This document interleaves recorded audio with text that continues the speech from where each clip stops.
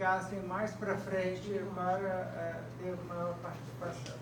Então, hoje nós temos a apresentação da doutora Vera Toches, que é nefrologista, e como eu sempre tenho falado, desse olhar profissional em cima desse tema da espiritualidade. Então, hoje temos um olhar de uma médica sobre o tema da espiritualidade, sobre o Santo Sudário. As perguntas, alguma colocação, a doutora Vera prefere que eu deixe para o final da aula, para o final da apresentação, porque às vezes é um tema que é respondido ao longo da apresentação e às vezes também se perde no tempo, complica um pouco. E a apresentação, o curso normal da apresentação, teria uma hora? Uma hora e 10. Quer alguma ajuda? Então tá bom, com a palavra. Obrigada. Boa tarde. Boa tarde. Dom Mauro, muitíssimo obrigada pelo convite. Eu sou assim, uma apaixonada pelo Santo Sudário. E quando o Dom Mauro me fez o convite, eu fiquei assim, nossa, eu falei, meu Deus, que honra. Então eu estou assim, muito honrada de estar aqui no Mosteiro de São Bento, a presença dele, a presença de vocês, poder dar essa palestra que, assim, para mim, assim, realmente é uma paixão. E o Santo Sudário, ele tem uma característica, que tem assim, muitos médicos estudando sudário. O primeiro que estudou foi Pierre Barbet, que fez aquele livro A Paixão de Cristo segundo o cirurgião. Isso foi em 1930, mais ou menos, 1920 e poucos, alguma coisa, foi quando começaram assim, realmente os estudos científicos do Santo Sudário. E é interessante isso, acho que aquela coisa da fé, mas o médico é muito São Tomé, né? Ele tem que ver para crer, né? Então, eu acho que isso é que faz os médicos procurarem tanto descobrir o Santo Sudário, né? Então, vamos lá. Acho que podia apagar mais uma luz, essa luz. Essa daqui, né? Acho que podia apagar, sim. Bom, o Santo Sudário, ele tem gravado as marcas, quer dizer, ele mostra, né, nitidamente as marcas de um corpo que foi flagelado e crucificado, e ele mostra as marcas da paixão, da morte e da ressurreição de Jesus Cristo. É diferente dos evangelhos, né? Que nos evangelhos nós temos a descrição, mas o Santo Sudário, ele mostra todo o quadro doloroso porque passou Jesus Cristo. E não foram só os evangelhos que descreveram. Nós temos também no Salmo 22:17, transpassaram minhas mãos e meus pés. Também no Salmo 129, os lavradores araram as minhas costas. Isaías, a partir do capítulo 50, nós temos que é o servo sofredor, se eu não me engano, do 50 ao 54, ele descreve toda a paixão de Jesus Cristo. E aí nós temos aqui, sem ordem de prisão e sem sentença, ele foi detido, arrancado da terra dos vivos, ferido de morte pelas rebeldias do povo, designado à sepultura com os perversos, mas com o rico esteve na sua morte. E depois de realizarem tudo o que a Escritura diz a respeito dele, eles o tiraram do madeiro da cruz, colocaram no túmulo, mas Deus o ressuscitou dos mortos. Atos dos Apóstolos 13, 29 a 30. Então não são só os evangelhos que descrevem a morte de Cristo, mas nós temos também as profecias nos Salmos, né? E principalmente no servo sofredor de Isaías. Então nós sabemos que Cristo morreu, ele passou por uma série de sofrimentos que estão descritos, e nós vamos mostrar isso então. Para a gente poder mostrar e dizer que o Santo Sudário é verdadeiro, nós temos que ter a descrição desse lençol de linho nos evangelhos. É isso que a gente vê. Então nós temos: Pilatos entregou o corpo a José. José comprou um lençol de linho, desceu Jesus da cruz, envolveu no lençol e colocou num túmulo escavado na rocha. Depois rolou uma pedra na entrada do túmulo. Marcos 15. Em João 19, eles pegaram o corpo de Jesus e o envolveram com perfumes em faixas de linho, do modo como os judeus costumavam sepultar. Lucas 23. desceu o corpo da cruz, enrolou-o no lençol e colocou-o num túmulo escavado na rocha, onde ninguém ainda tinha sido sepultado.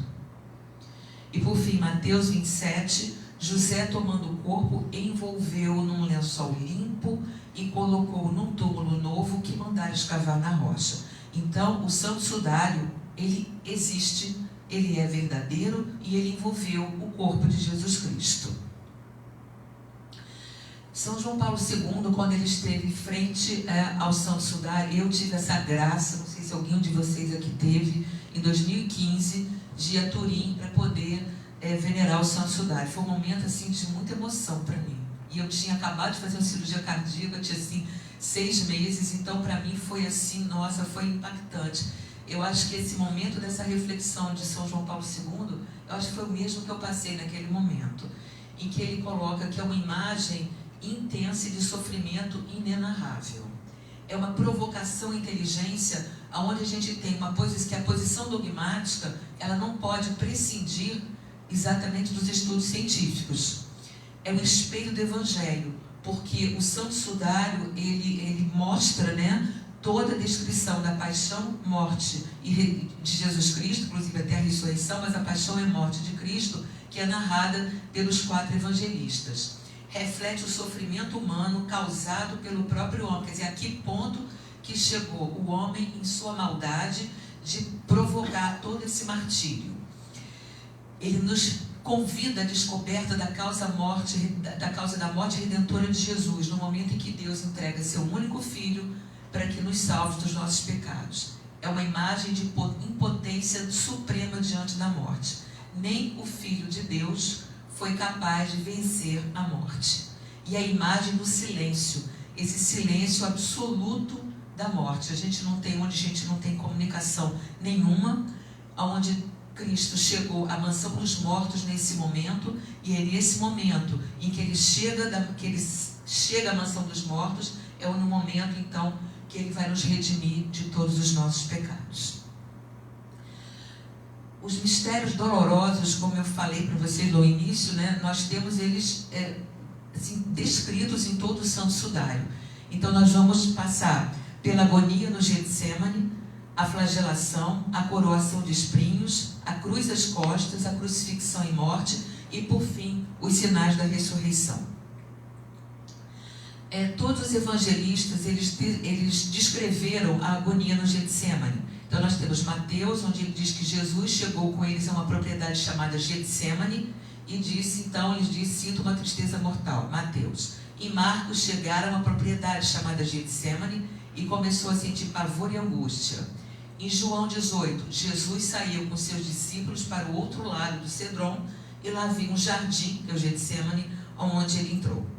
Somente Lucas descreve que, entrando em agonia, Jesus orava com mais insistência e seu suor tornou como gotas de sangue que caíam no chão. Esse fenômeno ele foi descrito por São Lucas, que era exatamente o médico. E nós vemos todo um gotejamento no Santo Sudário, existe assim como se fosse...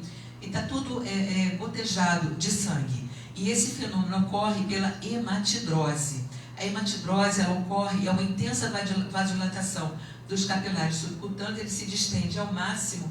No momento em que ele se distende ao máximo, você tem a ruptura dos vasos, dos vasos sanguíneos, que vão entrar também em contato com as glândulas sudoríparas, junto com o suor. Então você vai ter, no Santo Sudário, você tem todo um gotejamento misturado de suor e sangue. E esse fenômeno chama-se hematidrose. Isso foi descrito não só pelo Pierre Barbet, como eu falei, como também em livro de 2015 do Bruno Barberis, Autópsia del Uomo della Síndrome. Então, como eu falei para vocês, no Santo Sudário é um mapa de sangue na realidade. E que nós temos todo, o sangue é vermelho, o que também é diferente do que a gente vê habitualmente. Porque se cai uma gota de sangue numa roupa, esse sangue, ao longo do tempo, ele vai ficar marrom, depois ele fica um marrom muito escuro. E é completamente diferente do sangue que a gente encontra no Santo Sudário. É um sangue vermelho que é provocado pela quantidade de bilirrubina que está presente nesse sangue. Por que a bilirrubina? A bilirrubina é produzida pelo fígado E quando você, em casos assim de estresse máximo que a pessoa está passando, você tem a liberação, uma grande quantidade pelo fígado, de bilirrubina. Só que a bilirrubina tem uma coloração meio amarela. Nesse caso, essa coloração vermelha que nós temos é dada pela porfirina, que é a degradação da bilirrubina. Então, por isso é que o sangue do santo sudário, ele é vermelho, ele não é marrom nem nada, ele nem ficou marrom ao longo desses 2000 e tantos anos, né? Ele é vermelho. E nós temos dois tipos de sangue presente no santo sudário. Nós temos o sangue de uma pessoa viva e sangue de uma pessoa pós-mortem. O mais importante de tudo, quer dizer, uma das coisas mais importantes do sudário, é que as marcas que se formaram, elas foram anteriores à formação da imagem. Então, o sangue caiu e a formação da imagem foi depois. Então, como eu falei para vocês, é constituído de dois tipos de sangue, de uma pessoa viva e de uma pessoa pós-mortem. Aqui nós temos uma fibrila do linho, né, com traços de sangue. O sangue da pessoa viva, no caso, ele se encontra nos braços, aqui no punho, aqui do lado, aqui na cabeça. Esse sangue do lado e o sangue dos pés é um sangue pós-mortem. Qual é a característica, qual é a diferença de um sangue para outro? O sangue da pessoa viva, quer dizer, o coágulo, né, que se formou da pessoa viva, ele é mais vermelho, tem um bordo mais elevado e ele é vermelho em volta com um núcleo central mais pálido. Enquanto o sangue pós-mortem invertido após a morte, ele é um sangue mais denso, um sangue mais escuro e ele não tem esse bordo elevado como tem o da pessoa viva. A primeira tipagem de sangue que foi feita foi em 1973. Eles pegaram amostras de sangue para poder fazer o estudo para saber que tipo de sangue que era. Essa primeira amostragem foi negativa. Então, em 1978, foi repetido novamente esse exame, que foi para a Faculdade da Itália e para os Estados Unidos. Um foi o John Heller e o outro foi o Alan Wanger, que fizeram esse estudo. E aí eles pegaram o sangue, o que eles acharam que seria sangue, e passaram na luz ultravioleta.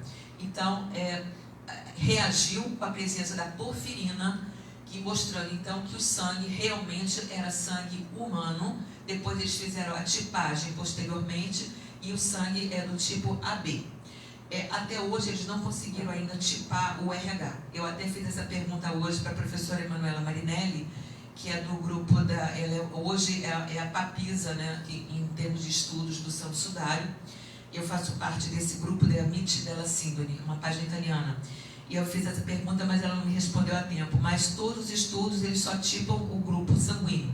O RH, não sei se pela deterioração, eles não conseguiram fazer a tipagem do RH. Então, é sangue humano do tipo AB, que foi identificado em 1978 a presença do sangue humano pela presença da ultravioleta, com a presença da identificação da porfirina. E uma outra coisa muito eu acho interessante, tudo para mim é muito bonito, esse estudo do santo sudário. Quando eles fizeram o estudo desses coágulos todos, eles viram que existiam vários estágios da coagulação e vários estágios da fibrinólise. Quer dizer, você tem um coágulo e aí com a morte aquele coágulo ele vai se dissolvendo. Então, eles viram que existiam vários estágios de coagulação e vários estágios, principalmente da fibrinólise. E esses estágios, eles não foram superiores a 40 horas. Então, com certeza absoluta, a ressurreição se deu num período não superior a 40 horas. Então, esse também é um dos fatores que mostra que alguma coisa interrompeu aquele processo, né, que seria o processo normal de deterioração corpórea e que ocorreu num período inferior a 40 horas. Segundo o mistério doloroso, então, nós vimos o primeiro, que foi a presença do sangue, aquele gotejamento todo, da agonia no Getsemane. O segundo mistério doloroso, então, foi a flagelação. Era costume naquela época, nós tínhamos dois tipos de flagelação. Tinha a flagelação persa e a flagelação romana. A flagelação romana, que era a mais cruenta e a mais dolorosa. ela utilizava esses flagrons, que se chamam flagrum taxilato, né, com 3 pontas de osso ou 3 pontas de chumbo. Quando eles eram infligidos no crucificado, né, no condenado, ela arrancava a pele ela era totalmente arrancada. E nós temos a descrição da flagelação também na Bíblia. Em Marcos 15, Pilatos mandou açoitar Jesus e entregou-o para ser crucificado. Em João 19, Pilatos mandou então flagelar a Jesus. Em Mateus 27, Pilatos soltou Barrabás e mandou açoitar Jesus e entregou-o para ser crucificado. Então, além da descrição bíblica, nós temos o corpo martirizado de Jesus Cristo. Então, como eu falei, a Bíblia, ela descreve, mas o sudário mostra. Esse corpo aqui nós temos à frente e aqui na parte de trás. No Salmo 129, inclusive, falou que os lavradores araram as minhas costas, fazendo longos sulcos. Pelo estudo do Santo Sudário, eles viram que ele foi pela altura, né, dos flagelos, das feridas, eles viram que ele foi açoitado por dois açoitadores, né, um mais baixo do que o outro. Ele foi açoitado também sobre uma pilastra nu, isso fazia parte da flagelação romana. Então, eles viram que foram 2 flageladores, um em cada lado, e pela altura que um era mais baixo do que o outro. Eles contaram aproximadamente 120 golpes entre a frente e nas costas. Desses 121, 51 no tórax, 20 no braço direito, 14 no braço esquerdo, 54 no baixo ventre. Provavelmente levou a destruição completa da genitália, e na parte das costas, se eu não me engano, foram 57 açoites, totalizando perto de 120 golpes. Se diz, né, que as feridas totalizaram aproximadamente entre 600 a 1000. Por quê? Porque nós temos o sudário de frente e o de costas, mas as feridas laterais, elas não puderam ser quantificadas. Então, se calcula em torno de 1000. Segundo uma visão de Santa Brígida, que Jesus teria aparecido para ela, ele teria dito que foram 5.480 feridas, contando desde vamos dizer assim, dele carregando o patíbulo na cruz e por aí foi. Então seriam 5.480, mas isso é uma visão de Santa Brígida. Em termos científicos do sudário, se computa como em termos de 600 a 1000 feridas. Então, os evangelhos, eles relatam, mas o Santo Sudário, ele mostra todo o corpo martirizado de Jesus Cristo. Como nós podemos ver aqui, isso aqui na parte das costas está toda a marca dos flagelos. Ainda na flagelação, nós podemos ver que ele não foi só açoitado, ele foi esbofeteado, ele levou inúmeros tapas, como nós podemos ver aqui, e começaram a saudá-lo: salve, rei dos judeus. Davam-lhe na cabeça com uma vara, cuspiam nele, punham-se de joelhos para homenageá-lo. Marcos 15. Em Lucas 22, cobriam seu rosto e lhe dizia: quem é que te bateu? Porque bateram nele. E muito, né? Mateus 26, então cuspiram no rosto de Jesus e bateram nele, outros o golpearam. Em João 18, um dos guardas que ali estavam deu uma bofetada em Jesus. Então é esse rosto martirizado que nós podemos observar aqui. Essa imagem eu vou dar uma parada para explicar para vocês. Eu não sei se vocês conhecem, né? Mas essa daqui é uma das propriedades do Santo Sudário, que é a propriedade da negatividade.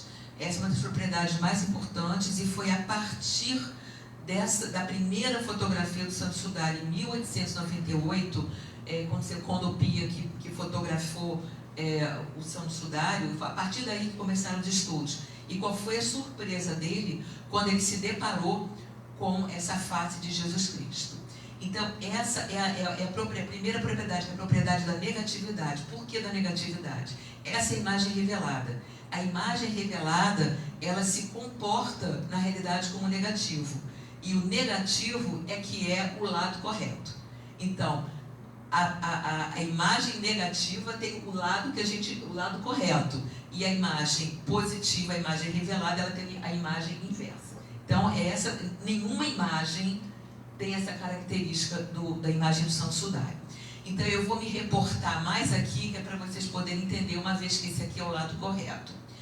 Nós podemos olhar aqui nesse olho direito, olha aqui, nós temos essa lesão daqui, olha, abaixo do olho direito, que é uma lesão cilíndrica, né, redonda, em torno de mais ou menos 4,5 centímetros, e ela corresponde a um taco de bastão, porque esse bastão ele tem em torno de 4 a 5 centímetros. Então, provavelmente, ele foi golpeado com um bastão. Aí nós temos aqui um edema dessa parte toda aqui do rosto, o olho, inclusive, fechado até pela pancada. Nós temos o desvio, nós temos a ruptura da cartilagem do nariz, com o desvio dessa ponta do nariz para o lado direito, tá? Mas a ruptura aqui da cartilagem. No momento que houve essa pancada, existe uma grande quantidade de sangue nessa região daqui que sai do olho, desce pelo nariz, infiltra o bigode e desce pela barba. Então, isso aqui mostra realmente que ele foi um corpo bastante golpeado, inclusive aqui do lado esquerdo também. E uma característica também do Santo Sudário, das imagens do Santo Sudário, é esse 3 aqui, que a gente se refere ao 3 invertido, mas aqui 3 invertido se relacionando à imagem positiva, que é a imagem revelada. Esse 3 invertido, houve a perfuração de uma veia daqui da testa no momento da crucifixão, da coroação. Então, quando tem determinadas pessoas que têm essa veia normalmente mais proeminente, em estados de muito estresse, ela acaba se dilatando muito, e foi o que aconteceu. E que não adianta você tirar o objeto contundente, que ela vai continuar sangrando, porque é uma veia bastante calibrosa. Então, esse aqui é a característica do 3 invertido, que é uma das características da imagem do Santo Sudário, e que a gente vê aqui o 3, então, que seria normal, tá? Mas as imagens de lado, a gente vê melhor, vê corretamente, vamos dizer assim, nas imagens negativas.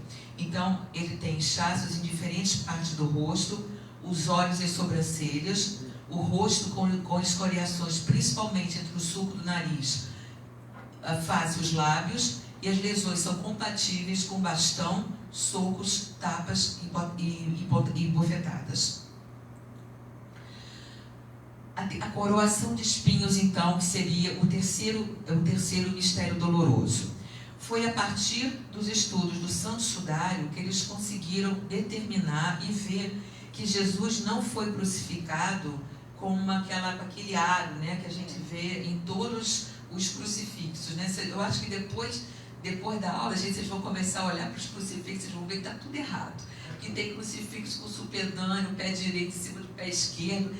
Olha, eu não vi ainda, aliás, eu tenho um terço de São Bento até que está no meu carro, esse está correto, porque ele não tem o supedâneo e está o pé esquerdo em cima do direito. Mas vocês vão começar a olhar, porque realmente foram a partir desses estudos, né, principalmente de 1900 e pouco, 1970 para cá, 78 para cá, que os estudos realmente se aprofundaram.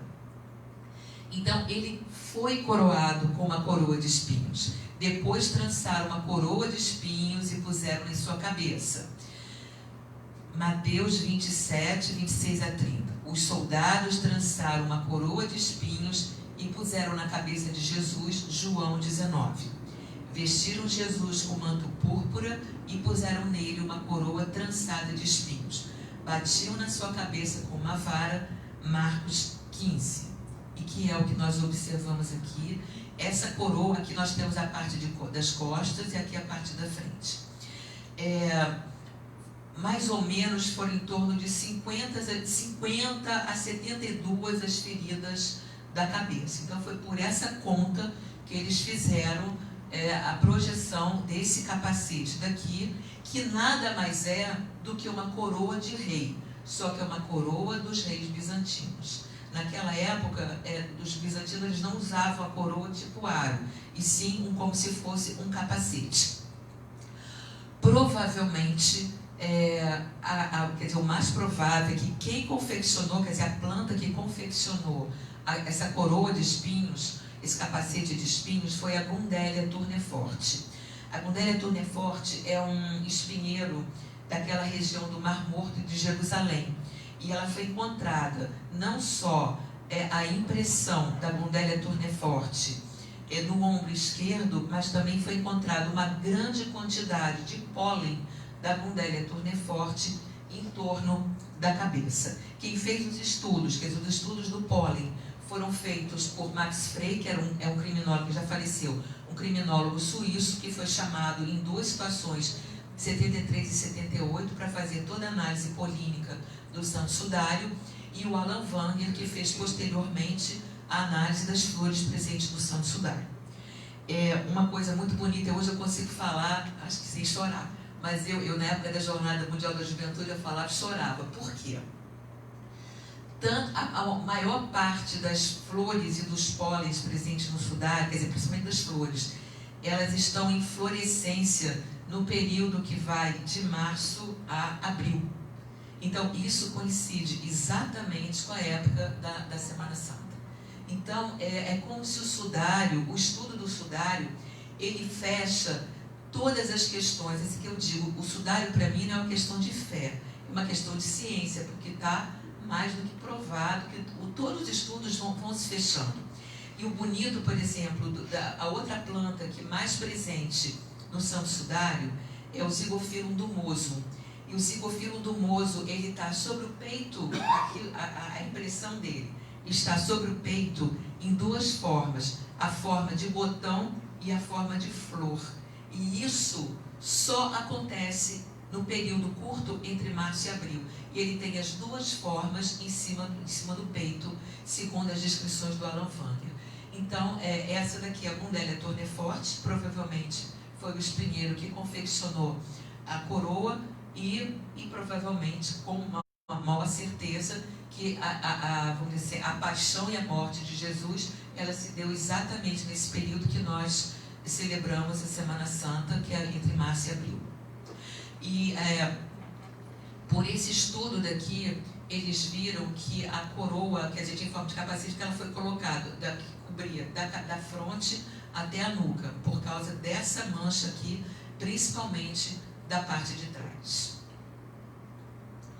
O quarto mistério doloroso, cruz às costas. Carregando a sua cruz, ele saiu para um lugar chamado Calvário, em hebraico Gólgota, João 19. Os soldados obrigaram alguém que lá passava, Simão de Cirene, a carregar a cruz. Marcos 15.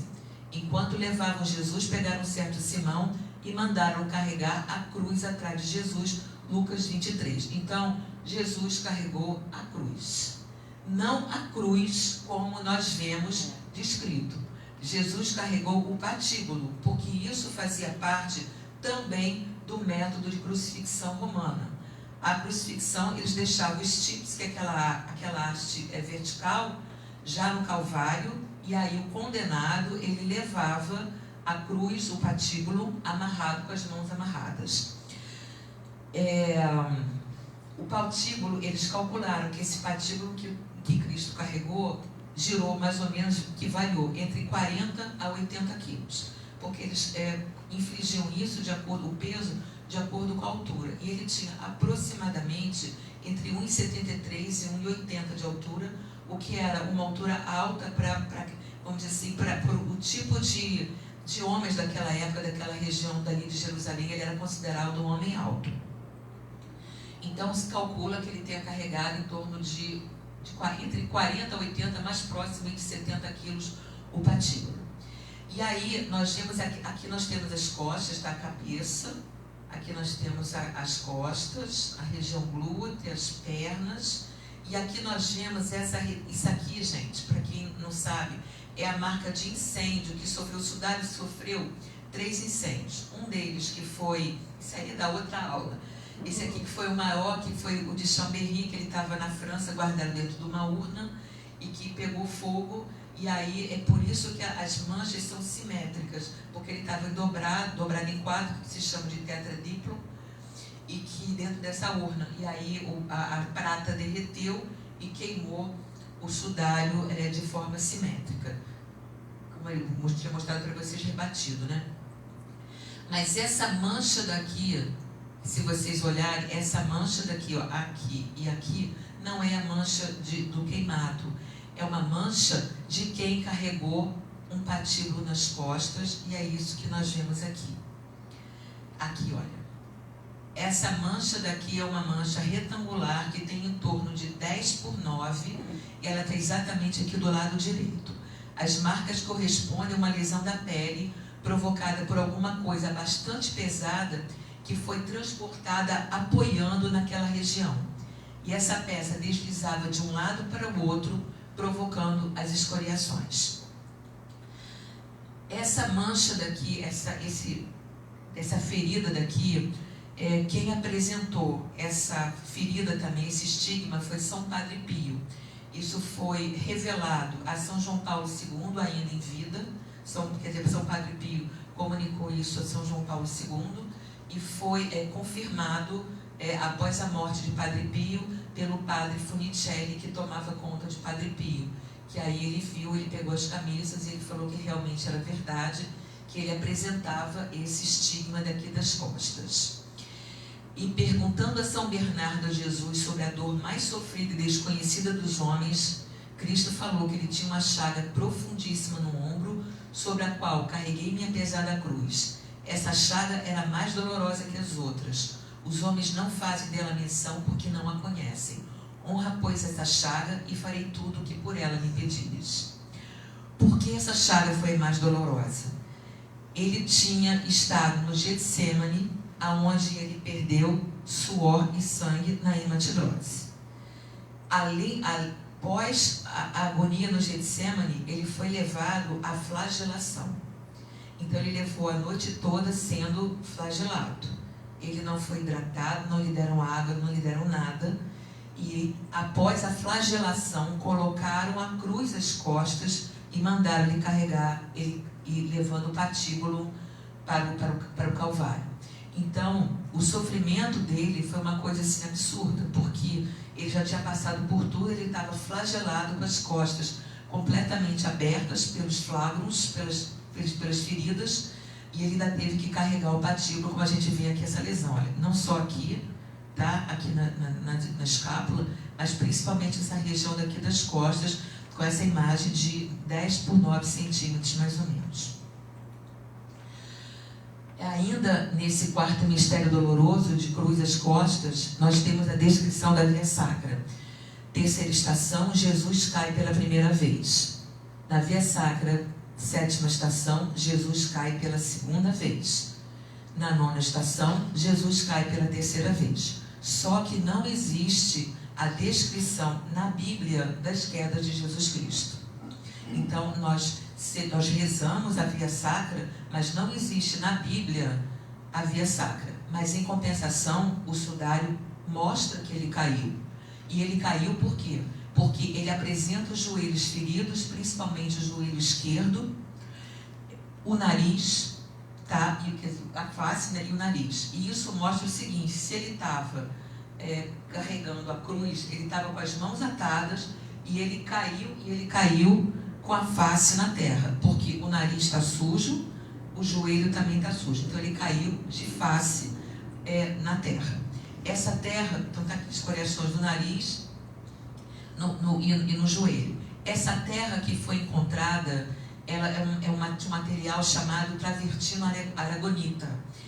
É um material cálcico e ele é encontrado naquela região de Jerusalém, onde nós temos, principalmente nas grutas de Jerusalém. Então, foi essa análise polímica do sudário mostrou que o material terroso entre as fibras do sudário corresponde ao nariz, joelho esquerdo e aos pés. E essa terra é composta de travertino aragonita, incomum, mas idêntico ao encontrado nas tumbas de Jerusalém. Então, ele caiu de face, tá, carregando o patíbulo. Aqui eu vou dar uma paradinha para poder dar uma explicação a vocês. a morte de Cristo, quer dizer, a causa da morte de Cristo na cruz, é uma coisa assim que vem se... Quer dizer, cada hora um fala uma coisa. Ah, porque ele morreu asfixiado, porque ele estava na cruz.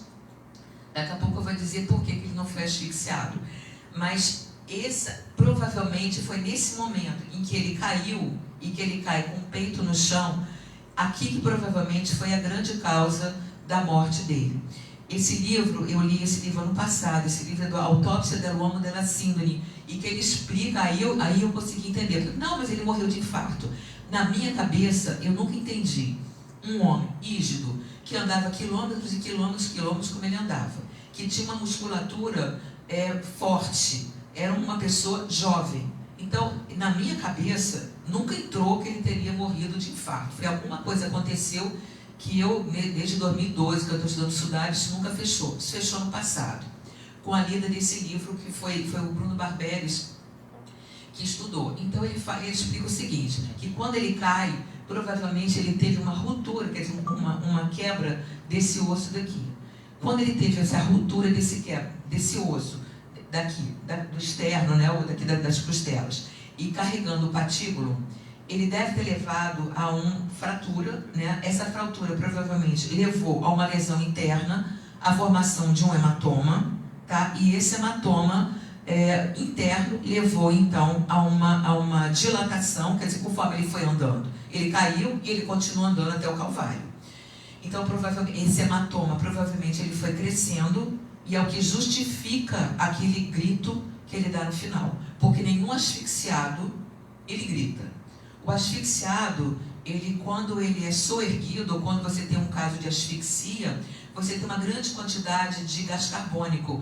O gás carbônico, ele vai, vamos dizer assim, a pessoa vai ficando torporosa, lentamente. Então, ele não vai ficando embotada, então, a asfixia, com certeza absoluta, Cristo não morreu asfixiado, porque ele ficou lúcido até o final. Ele falou com Nossa Senhora, aqui está teu filho, né? E o último grito dele foi exatamente de lucidez. Então ele não morreu asfixiado, então ele morreu provavelmente por uma ruptura, aí que eu entendo, uma ruptura, quer dizer, cardíaca, mas cardíaca provocada pelo tombo que ele levou. Aí me faz sentido isso. Mas é uma coisa que eu estou falando hoje, quer dizer, tem um ano e pouco eu estou falando, daqui a pouco pode chegar outro, mas não é nada disso não. Porque o Sudário não é brincadeira não, gente. Nossa, cada dia mais com os aparelhos que estão surgindo, eles estão mudando. Mas eu acho, para mim, essa é a teoria que mais vamos dizer assim, me convence, né? Bom, então, o quinto, o mistério doloroso, a crucifixão e morte. Então, nós temos a descrição nos evangelhos e nos salmos também, Isaías também, da morte de Cristo. Depois de o crucificarem, repartiram suas vestes, tirando a sorte. Eles o crucificaram, repartiram, tirando a sorte sobre elas. Marcos 15. Em Lucas 23, quando chegaram ao Calvário, ali crucificaram Jesus e os malfeitores. Em João 19, depois que crucificaram Jesus, os soldados pegaram suas vestes. Então, aqui nós temos os 4 evangelistas descrevendo a morte de Jesus Cristo. Salmo 22, transpassaram as minhas mãos e os meus pés.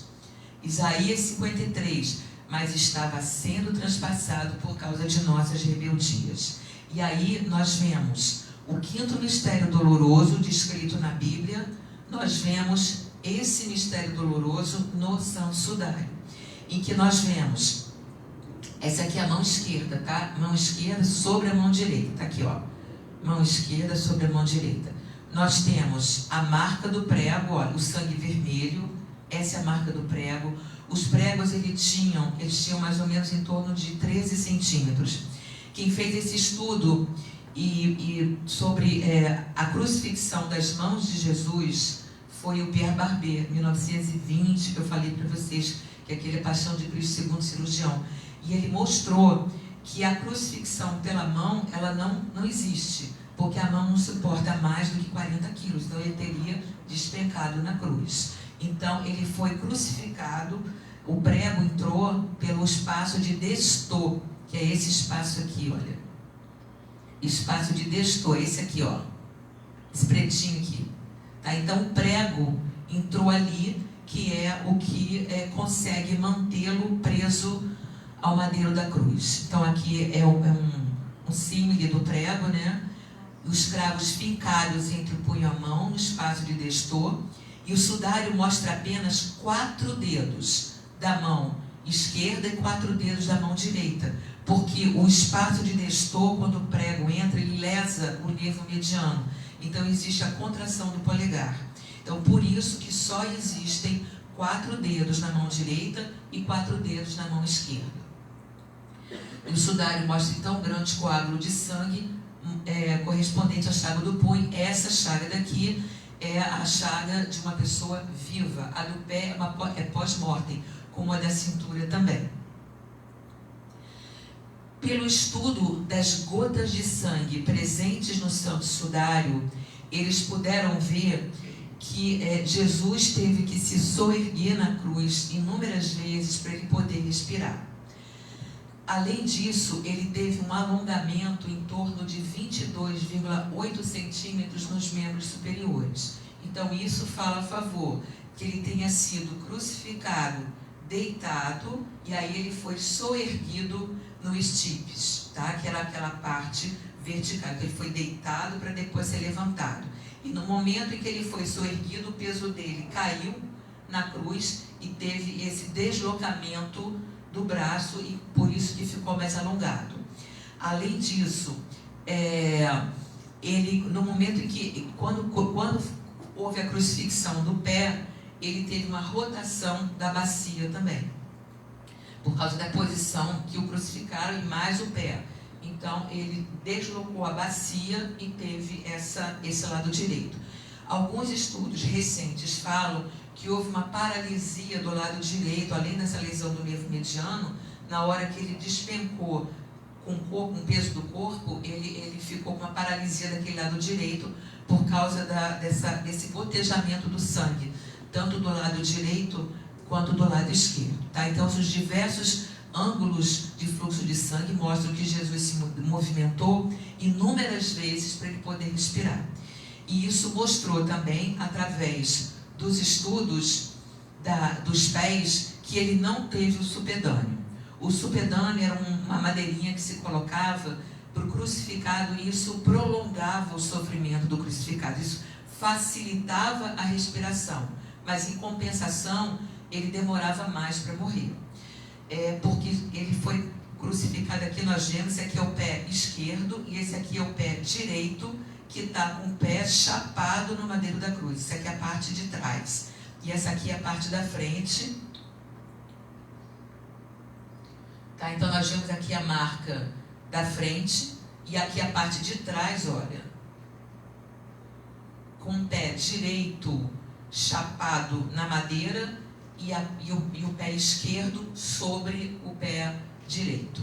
Então, seus pés foram presos ao madeiro da cruz, transpassaram o pé esquerdo, fazendo com que a ponta do cravo surgisse na planta do pé direito. Colocaram depois sobre o pé direito, fazendo com que o cravo também o transpassasse, fixando assim um sobre o outro no madeiro da cruz. Então, isso também mostra que ele não teve o supedâneo por essas marcas daqui. Essa daqui que eu acho impressionante, isso aqui. É que a gente consegue ver direitinho e a gente vê que o sangue é vermelho, tá? Ainda no quinto mistério doloroso, a crucifixão e morte, chegando a Jesus, eles viram que já estava morto, por isso não lhe quebraram as pernas. João 19. E aí o soldado golpeou-lhe o lado com uma lança e imediatamente saiu sangue e água. No Salmo 22, como água sou derramado e deslocam-se todos os meus ossos. Meu coração se tornou como de cera e derrete-se no meio do meu peito. Salmo 34, o Senhor preserva todos os seus ossos, nenhum só se quebrará. A profecia dizia que Cristo deveria morrer pela crucifixão e não pela flagelação. Por isso, inclusive, que a área do peito, a área do coração, foram as áreas preservadas na flagelação. Então, era costume dos soldados eles quebrarem, né, os joelhos, que chamava-se crurifrágio, que era para antecipar a morte do crucificado. E aqui eles tiveram que acelerar o processo, porque como era sexta-feira e sábado, dia sagrado dos judeus, que é o Shabat, eles, que aparece com a primeira, o Shabat ele começa com o surgimento da primeira estrela no céu. E aí eles teriam que tirar aquele corpo logo da cruz para poder tentar limpar o corpo da melhor maneira que pudesse, que era para poder, porque eles iam celebrar o Shabat. E aí então, no momento que o soldado, quem golpeou Cristo com essa lança foi o São Longuinho, que a gente chama. Por que ele é chamado de Longuinho? Porque ninguém sabe o nome dele, pelo menos eu não sei, o Mauro talvez saiba.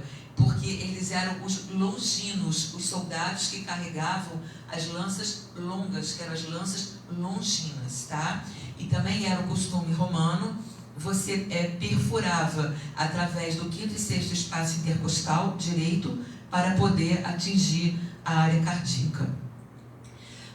O sangue, quando eles chegaram perto de Cristo, Cristo já estava morto então, e ele não verteu sangue e água, né, como diz, mas no sentido mais figurado. O sangue era um sangue mais coagulado, um sangue vermelho, e a água é o soro, né, porque nós temos, na pessoa viva, nós temos o plasma, nós temos o sangue, o plasma, que é aquela parte mais amarelinha, mais translúcida. E quando você tem um sangue coagulado, o sangue de uma pessoa morta, um sangue mais preto, e aí você tem o soro, que é a parte de trás. Aí vai perguntar por que o sangue não era preto, o sangue que verteu, que Cristo verteu. Porque como ele sofreu todo o processo que eu já falei de sofrimento, porque ele passou, e aqui na cruz ele também teve um processo de anóxia. Então tudo isso levou a que a gente chama de um processo de coagulação diferente. Então, que a gente chama de coagulação disseminada. Ele não chegou a ter um processo de coagulação disseminada, mas ele teve toda uma alteração do processo da coagulação. Por isso que o sangue dele não é aquele sangue preto, é um sangue vermelho, mais coagulado, e a água não é a água, é o soro, tá? Então, tiraram Cristo da cruz e o envolveram, então, no lençol de linho. Esse lençol, o santo sudário, ele tem 4,41 por 1,13, é um lençol único, como nós vimos bem no início da palestra. E ele foi, então, colocaram muitos aromas nele, porque não dava tempo de lavar. Então, colocaram muito aloes e mirra, e as flores, como eu já falei, foram várias plantas que foram colocadas.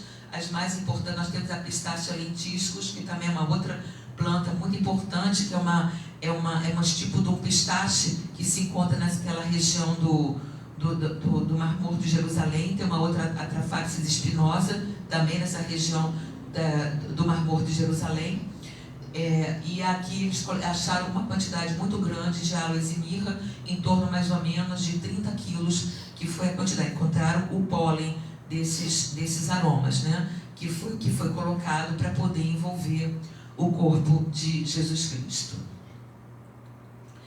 Bom, outra coisa, que a ferida produzida no santo sudário, ela foi produzida por um instrumento de ponta e corte, com 2 aletas, adquirindo a forma elíptica de 4x4 por 1,4, que é exatamente o diâmetro de uma lança romana.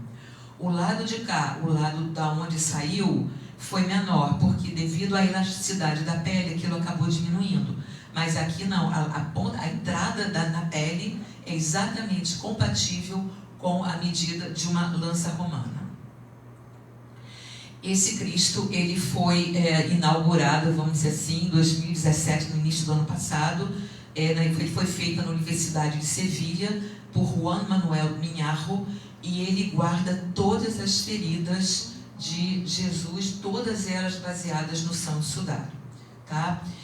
E aí, como eu falei para vocês, esse aqui é o momento da morte de Cristo, em que Jesus deu um forte grito e disse: Pai, em tuas mãos eu entrego o meu espírito. Lucas 23. Nenhuma pessoa submetida à anóxia vai ter esse grau de lucidez ao ponto de falar coerentemente. Então houve a ruptura, com certeza, cardíaca nesse momento, provavelmente causada pelo trauma. Cristo morreu pelos nossos pecados, segundo as Escrituras, foi sepultado e ao terceiro dia foi ressuscitado, segundo as Escrituras. Então aqui nós começamos a ter a passagem da morte para a ressurreição. No Santo Sudário, nós vemos como num espelho nossos sofrimentos nos sofrimentos de Cristo, segundo reflexão de Bento XVI. Aqui nós temos a figura de Cristo, a mão esquerda sobre a mão direita e os pés em cruz. Que aqui, como eu falei, então começa o momento da ressurreição. Então o anjo falou às mulheres: vós não precisais ter medo. Precisais ter medo. Sei que procurais Jesus que foi crucificado. Ele não está aqui, ressuscitou, como havia dito. Mateus 28, 5 a 6. Em Marcos 16, não vos assusteis, procurais Jesus o Nazareno, aquele que foi crucificado. Ele ressuscitou, não está aqui. Em João 20, Pedro e o outro discípulo saíram e foram ao túmulo. Inclinando-se, viu as faixas de linho no chão, mas não entrou. Simão chegou, entrou no túmulo e observou as faixas de linho no chão e o pano que tinha coberto a cabeça de Jesus. Esse aqui é o chamado sovev. Era costume judaico se colocar um lenço antes do lençol. Esse lenço é o sovev. Esse lenço que está aqui, ele foi parar na Espanha e é o lenço de Oviedo, tá? Então, esse lenço é o lenço de Oviedo que foi colocado junto do túmulo. Eu não sei se vocês, Dom Mauro com certeza sabe, ele estava, esse pano foi colocado ao lado do Santo Sudário. Ele não estava dobrado, ele estava colocado. O significado é o seguinte: quando você está numa mesa e você coloca um guardanapo dobrado, você acabou de comer. Agora, quando você deixa ele jogado, sinal que você vai voltar. Então, esse é mais ou menos o sinal desse lenço de Oviedo colocado aqui, tá? Então, de fato, eles ainda não tinham compreendido a Escritura, segundo a qual ele deveria ressuscitar dos mortos. Lucas 24, então: por que estás procurando entre os mortos aquele que está vivo? Ele não está aqui, mas ele ressuscitou. Essa é uma escultura, ela está no Museu de Turim, que eu tirei em 2015, é muito bonita essa imagem. E aí nós temos então, aqui é o estudo do Santo Sudário, que mostra que na realidade Cristo não foi um corpo morto. Ele esteve num estado levitacional durante o período de morte, durante a sua descida à mansão dos mortos. Nós, medicamente, quando uma pessoa morre e é colocada em cima de uma superfície, ela adquire a musculatura dela fica toda aplainada, fica como se fosse uma gelatina, tudo aplainado em cima.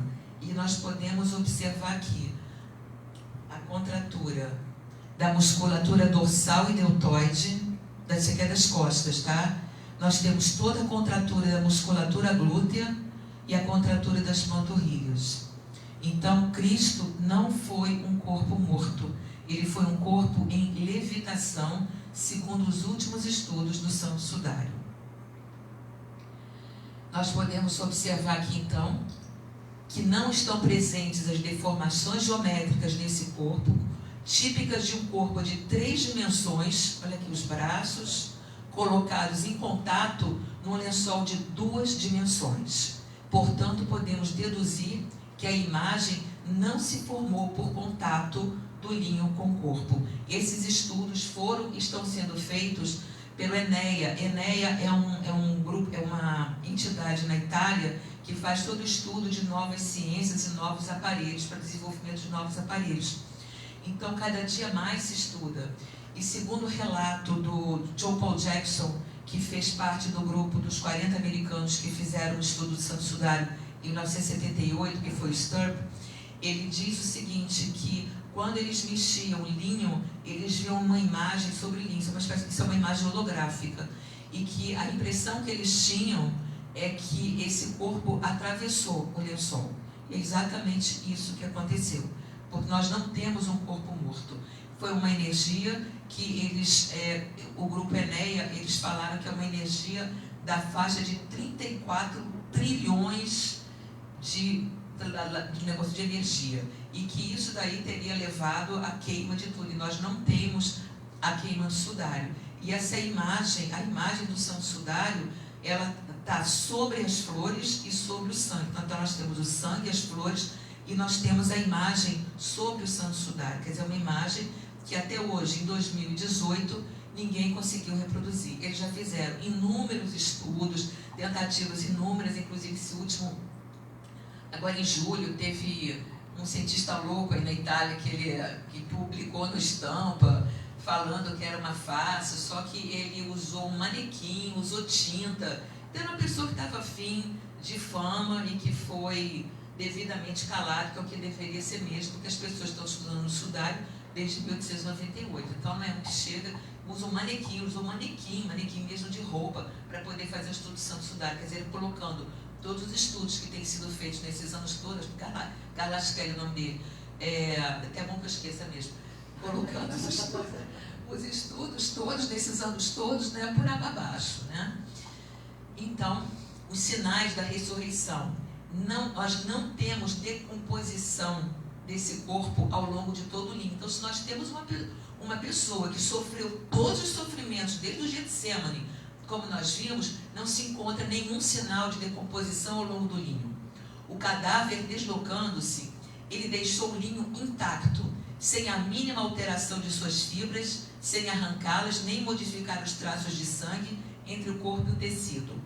Um cadáver coberto de chagas não poderia jamais ser retirado do pano que o continha, sem alterar o pano, e muito menos deixar marcas de sangue, né, nas feridas. A imagem formada está acima das manchas de sangue. E esses fatos são, então, decisivos e não são contestados por nenhuma ciência e só se explica pela ressurreição. Para nos amparar em nossa tibieza, a providência divina reservou para o século XX a descoberta do tesouro que se encontra no Santo Sudário de Turim. Pois foi com o desenvolvimento da ciência e dos mais sofisticados equipamentos que se descobriram as maravilhas nele encerradas, como as marcas da coroa de espinhos, da flagelação, da lançada e de sinais que se pode supor terem sido impressos na ressurreição de Jesus. Cientistas que pesquisaram longamente essa sagrada relíquia afirmam que o Santo Sudário é mais completo e minucioso no narrar a paixão de Cristo do que os próprios evangelhos, com certeza. E que nada, em todas as descobertas de pesquisas e análises do grupo de cientistas, continha uma única informação que contestasse as narrativas dos evangelhos. Isso foi dito pelo Cesare Nociglia, que é o custódio pontifício do Sudário de Turim, em 2015. Então, por isso, alguns qualificam o Santo Sudário como o quinto evangelho ou evangelho para o século XX.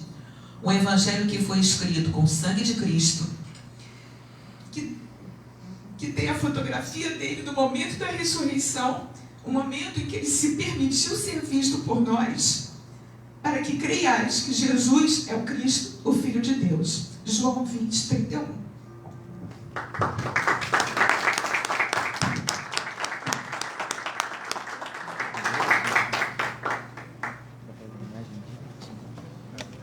Agora vocês podem perguntar. Se eu beber uma aguinha, porque...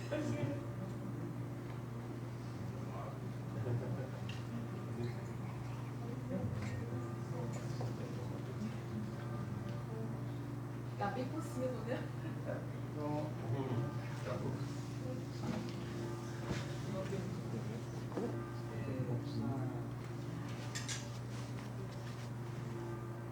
Pode. Eu tenho uma pergunta. Na ficção da coroa, pelo estudo do sudário, foi estudada a coroa. Há presença de talvez de algum outro sangue dentro do sudário, já que muitos talvez possam ter contado até o Sirineu que ajudou o próprio Não. Cristo. Sangue não. Mas o... Esqueci a data agora.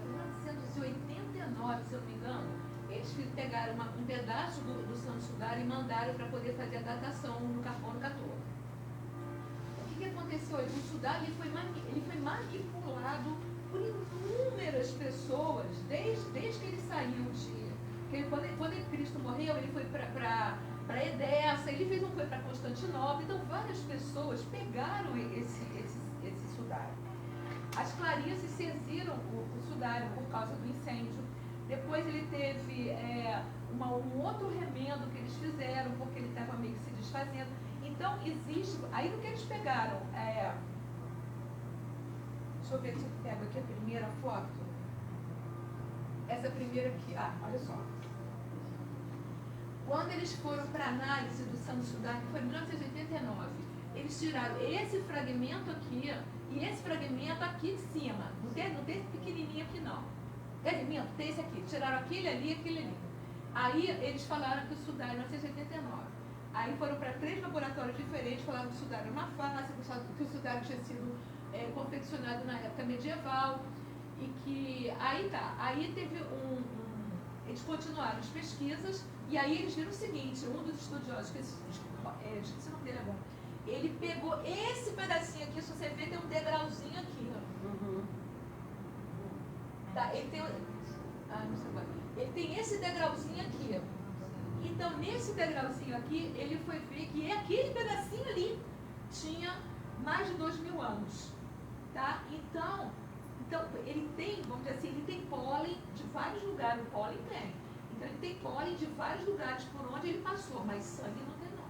Sangue é só dele, e o sangue é o AB, compatível com todos os outros mistérios eucarísticos, inclusive.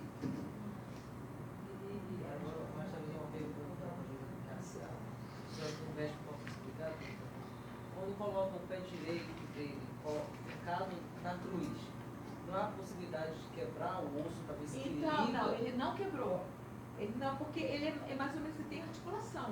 Né? Então você consegue fazer isso. Mas o que aconteceu? Ele deslocou a bacia. Foi exatamente o que aconteceu. Ele teve um deslocamento da bacia por conta do pé, tá? Isso ele teve. O deslocamento da bacia ele teve. Tá? Mas não quebrou. Não existe nenhum osso fraturado. Inclusive, porque ele estava assim. Aí pegaram e botaram com a mão assim. Também não tem osso quebrado. Quer dizer, você não sabe, tem osso, porque aqui não tem osso, né? Sim. Mas segundo as escrituras, não quebrou nada. Então você aí é a fé. E uma terceira pergunta se no sudário talvez tenha algum outro tecido, porque a nudez de Cristo foi preservada, né? Aí foi preservada com esse manto que a senhora explicou, foi colocado por cima antes do sudário, ou tem alguma presença de algum outro tecido tapando a nudez de Cristo? Não, só existe o santo sudário. Só existe o sudário e esse outro lenço que foi parar, está na Espanha, que é o lenço de Oviedo. Não existe outro. Até porque, segundo o costume judaico, a pessoa é enterrada nua. Até hoje o judeu mesmo ele é enterrado nu, nesse lençol branco. Eu tenho, posso? Pode? Claro.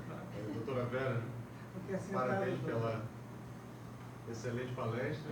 Sobre o tipo sanguíneo ainda, aproveitando. Ele é biólogo. Sim. Claro que tem. O AB é o tipo menos comum, né? Na humanidade, em todas as Sim, o populações. AB é muito comum nos judeus. Ok. O AB é muito comum nos judeus. Sabe Tá? Normalmente proporção? o AB é negativo. Então, aí seria outra. Quer dizer, a negativa é a ausência do fator de coagulação. Exato. Quer dizer, você não tem, na prática não tem a proteína que coagula. Isso. Então seria, talvez sugere que seria um AB negativo? Eu acho que o AB E negativo... tem alguma coisa? Não tem, pois é. Isso que eu fiz a pergunta hoje para a professora Emanuela Marinelli, ok. mas que eu já venho procurando isso, porque quem fez os estudos do sangue foi o Pierluigi Baima-Bologna. O último livro que eu comprei dele foi de 2015. Então, eles continuam fazendo os estudos, mas eles ainda não têm a tipagem do RH, só do grupo sanguíneo mesmo, que é o AB negativo, que é por exemplo, a maior parte dos judeus, em torno mais ou menos de 30% dos judeus, em torno mais ou menos de 30% dos judeus, eles têm o AB negativo, que é um sangue muito comum nos judeus e menos comum nos europeus. Seria raríssimo em qualquer outro. Sim. É um sangue raro. Bem raro.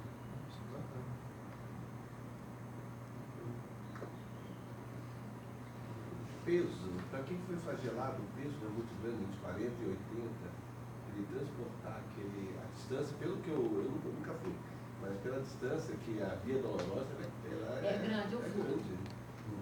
É muito grande, sim. Pois é, então entre 40 e 80 quilos é o tamanho do patíbulo, que normalmente é descrito nas flagelações romanas. Então eles pressupõem, eles não podem afirmar que foi 40, 50, 60, 70, 80, mas aproximadamente entre 40 e 80 quilos era o costume. Como ele era um homem alto, musculoso e jovem, Eu não acredito que tenha sido por volta dos 40, não. Eu acredito um pouco mais. Mas assim, ele foi muito flagelado. E mesmo assim, em termos assim, humanos, ele, apesar da flagelação toda, aquele corpo todo já marcado, cruz e tudo, ele ainda teria forças para transportar Sim, isso? ainda teve. Quer dizer que é muito sofrimento. Em termos estruturais, ele poderia levar, em termos o tipo de sofrimento não afetaria a parte estrutural dele. Não.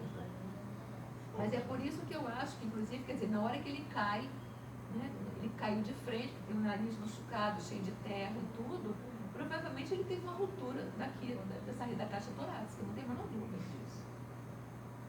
Posso aproveitar? Pode? Aí como biólogo. Esse é o momento. Esse é o momento. E eu já vi, acho que filmes ou imagens, quer dizer, que tem corvos, né? São aves que podem ser decompositoras. Existe alguma evidência de que alguma árvore... Não. Eu acho que até o tempo, né? Não me parece... Não tem nada. Nada, Não né? tem, Então, aqui nenhuma, também... quer dizer, não tem nenhuma referência, não pode ser, mas em todos os estudos, porque poderia ter um estudo polínico que vai dizer assim, não, isso aqui Não, é de o fezes. pólen é inegável, Pois é, não, mas não tem. O Mas pólen, vamos dizer assim, é mais de terra das plantas e das flores. Tá? Esses são Eu os digo pólenes um que foram corvo ter identificados. atacado... Não tem. Que aí sim causa uma lesão profunda. Não tem. Não tem referência. Então essas imagens seriam um pouco assim... Por exemplo, uma coisa, por exemplo, que eu li anteontem, até vou passar isso agora, que eu achei assim, muito interessante. Alguns estudos, quer dizer, eu tenho um livro, inclusive, que mostra que o sudário tinha umas inscrições, tipo Jesus de Nazareno, que está lá marcado. Os últimos estudos feitos pela Enéa, que saiu agora em maio de 18, eles mostram que isso é um efeito chamado pareidolia, que é aquilo que você olha e que você acha que você está vendo. Como, por exemplo, você olhar para uma nuvem e aí você vê um cavalo, vê Nossa Senhora, entendeu? Então eles falaram que eles mostraram, que eles fizeram todos os últimos estudos agora em maio de 18 pelo Enéa, e que essas inscrições nada mais são do que uma pareidolia, eles não são reais. Tá? Que tinha os números, eu cheguei a ver isso, eu cheguei a estudar isso há 2 anos atrás, eu sabia todas. Não é. Então, o sudário é isso, é uma caixinha surpresa. É um mistério e cada dia mais, com a progressão dos estudos científicos, os dados vão chegando, né? Mas na cruz ainda havia uma inscrição, né? Não, eu estou falando no sudário. No sudário. Em relação, até ele falou da cruz, em relação à cruz, a gente vê muitos madeiros, né, que se falam que é o madeiro da cruz. No sudário, aí a senhora também falou de algumas plantas, flores, né? No sudário, talvez, quando foi flagelado, colocado na cruz, ficou algum resquício de alguma de madeira? De alguma madeira. Não tem referência do pólen da madeira. Não tem referência. E até talvez seja um pouco mais de sudário, mas não há nenhum estudo, sabe, nessas madeiras que a gente vê também em Roma, né, aquele pedaço grande da madeira, não há um estudo na madeira para saber se há alguma possibilidade de sangue, que o sangue seja compatível ao sangue do sudário. Não sei, não, mas todos os mistérios científicos, sem exceção, todos eles são sangue AB, todos, sem exceção. Não tem um mistério eucarístico que se pode dizer que o sangue é diferente, todos, sem exceção. Orvieto, o mistério de Lanciano, aquele da Argentina, todos eles, sem exceção, todos eles são sangue AB, e o último, inclusive, quer dizer, tem 2 estudos, inclusive, que mostram que as hóstias que foram levadas para análise era de músculo cardíaco, mas célula viva. Célula viva, todas elas. Botaram, inclusive, no microscópio, era célula viva. Tá? Então, são 2 mistérios de todos eles, quer dizer, era do coração, quer dizer, a hóstia do coração e sangue AB. Todos eles, sem exceção. Há uma programação de estudos, mas a senhora falou de uma sucessão de estudos. Há alguma programação com relação a isso? De estudos? Não, os estudos eles estão assim, mais localizados na Itália, né? Principalmente a professora Emanuela Marinelli, que é um grupo grande que estuda, né? Em Roma também tem, espalhados pelo mundo tem alguns americanos que estudam, mas não existe assim programação de estudos. Eles vão pegando os aparelhos, vão chegando, eles vão pegando sudário e vão estudando. Não existe uma programação, não. Assim, descobrir o equipamento tal, aí vai... Aí pega o sudário, coloca o sudário de novo, aí faz análise de novo, entendeu?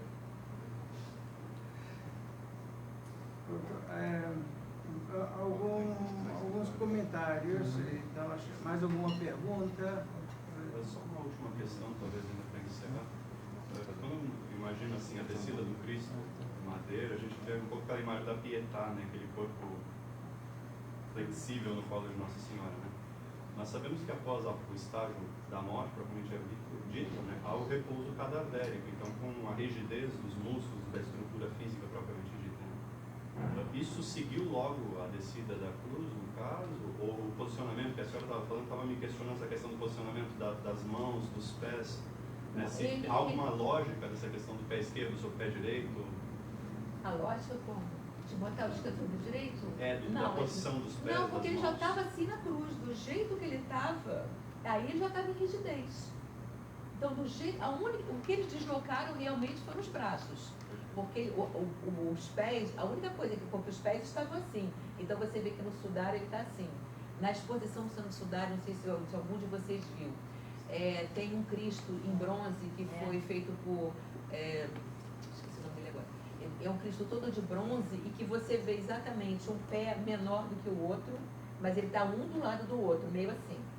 Tá? Porque eles, quer dizer, não ficou assim, eles tiraram para poder envolver, mas colocaram assim. Tá? Mas os braços é que eles tiraram, mas a gente acredita que não tenha quebrado, né? Porque segundo as escrituras não houve quebra de nenhum osso.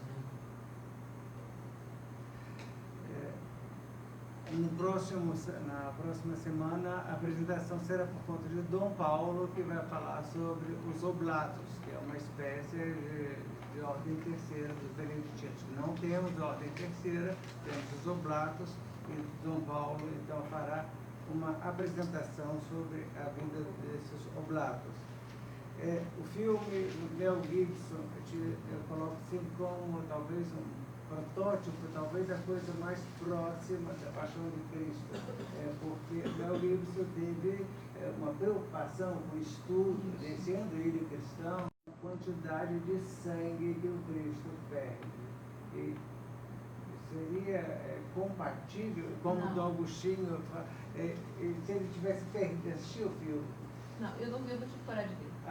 Se ele tivesse... Maria enxugando. Então, eu quando vi, eu tenho anos, eu não fui no lançamento, anos depois que eu assisti o filme e fiquei impressionado. Eu, humanamente falando, acho que se o Cristo tivesse perdido tanto sangue, ele não teria chegado ao Calvário. Não teria chegado. E quando eu falei isso, eu assisti numa Semana Santa, na segunda-feira, o nosso parceiro de Emaús, eu falei isso, eu quase apanhei de alguns. Eu concordo com o senhor. Então, muito obrigado. Vamos apanhar juntos. É uma grande consolação. A senhora tem alguma publicação, já publicou isso? Eu me perguntar isso hoje, não. Não, por favor, a nossa revista coletânea, por favor, me interessa muito, isso é um pedido já que eu faço. De publicar essa? De publicar isso na nossa revista. Perfeitamente. Tá? Eu vou cobrar isso. Pode. Obrigado. Depois, uma questão, não é dogma de fé, estamos falando, não é questão do Santo Sudário, mas também o que eu vou falar, não é questão de dogma de fé. Eu tive uma experiência até muito sugestiva no que é um senhor de 60, 70 anos de idade, no curso de arte sacra, deu um testemunho assim, de ingenuidade. Existe uma teoria de que essa coroa de espinhos de Cristo teria sido trançada com os mesmos espinhos que prenderam o carneiro que Abraão encontrou no Monte Moriá, quando foi sacrificar Isaac, então que teria sido o mesmo filho. Então, um dos meus alunos, não, foi sim, ele provou, que foi.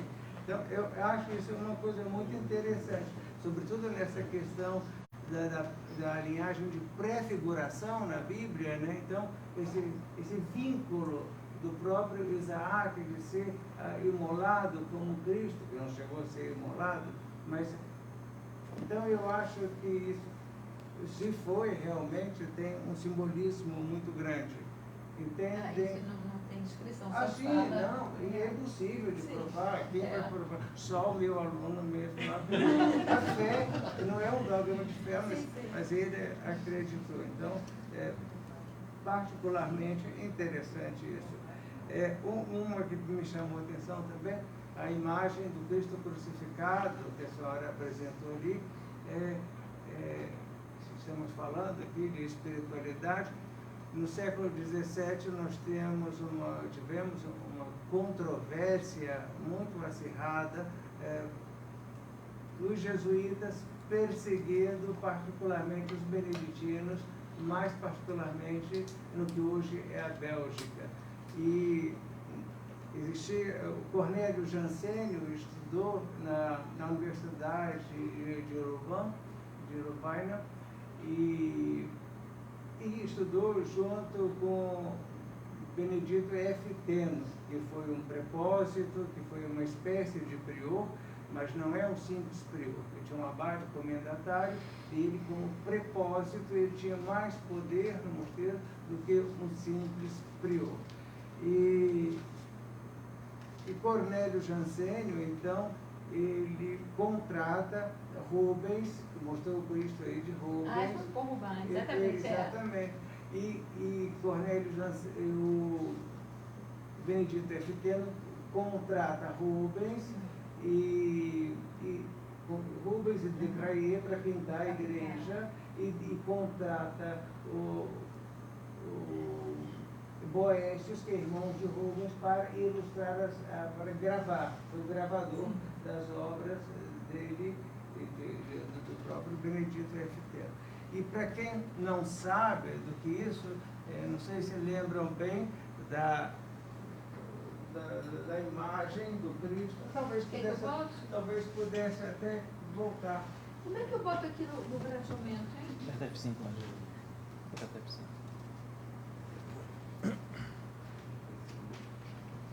E É bem lá no final. Não, faz o seguinte, bota no... Bota onde estava. Naqueles quadradinhos. Não, esse aqui. Esse. exatamente. Aí agora aqui, ó. Deixa eu aqui, ó. Esse. Então, é uma questão teológica. Vejam a posição das mãos, né? O texto bem levantadas e veja uma outra posição. Então, essa seria uma coisa, segundo os jesuítas, que acusaram o Jansenio de heresia. O Jansenio foi acusado depois de morto, não podia se defender, mas então seria uma teoria herética, que o Cristo morreu para alguns, ao contrário do que o Cristo teria morrido para todos aqui. Então, essa é uma questão teológica. Então, estamos falando de espiritualidade. Isso era uma questão que valeria a pena ser abordado aqui. Mas medicamente não tem como o corpo ficar assim. Sim, mas aí já entra uma Porque questão... aí teria que pregar a cabeça, não tem como. O corpo vai cair. Nenhum atleta. Entendeu? Ele não vai. Pois é, não tem como. Mas é uma É a questão teologia. teórica da teologia. Entendi. Não vou entrar nem na teologia e nem na medicina. Só que é uma heresia que versa sobre essa E questão. diz que aqui seria uma heresia? E essa seria uma heresia. Por quê? E o Cristo morreu para alguns, e isso relaciona o relacionamento do Cristo com o Pai e o Espírito Santo, Entendi. só, e aqui não com a humanidade.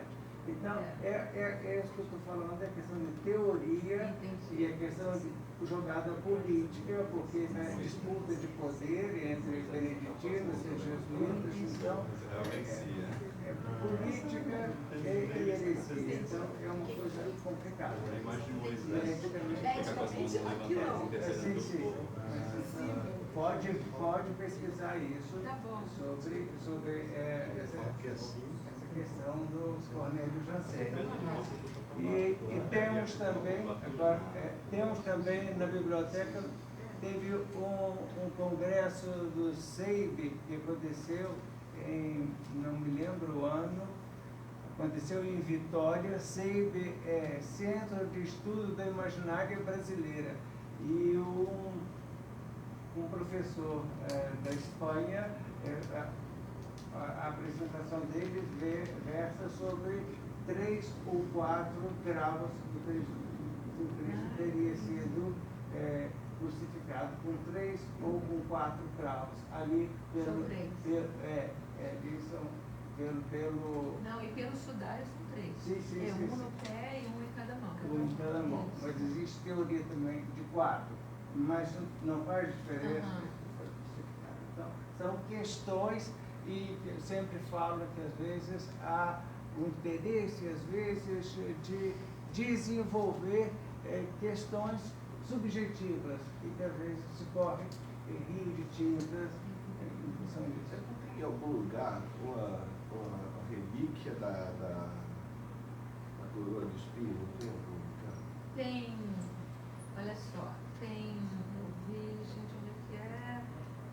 Na Itália, lá embaixo, perto da Costa Amalfitana. Nápoles, Hã? Nápoles, não. Nápoles, exatamente, Nápoles. Mas não é em Nápoles, é uma cidadezinha do lado de lá, fica assim, é uma espécie assim de um bairro em Nápoles que eu vi. Então dizem que é uma relíquia do espinho da coroa. E tem também um que dizem que é da lança, um pedaço da lança que também está no Vaticano, entendeu? Então, tem algumas coisas assim. Sim. Aí entra aquele caso, casuísticas. Eu só perguntei de coisa Tem nada. Então, acho que é isso. Agradecer imensamente a doutora Vera. Então, agora